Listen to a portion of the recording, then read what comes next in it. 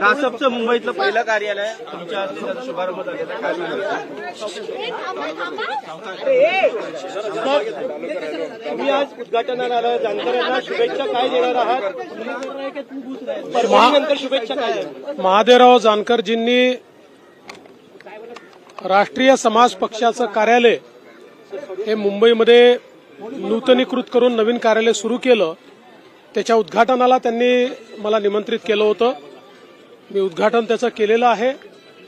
जानकर साहेब हे सातत्याने समाजातल्या वंचितांकरता लढा देतात.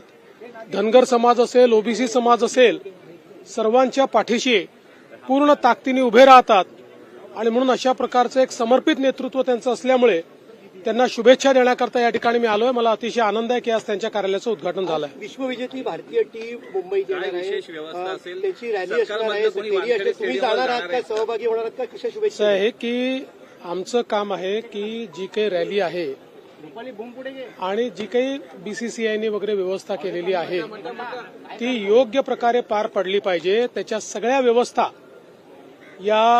त्या ठिकाणी आम्ही करू.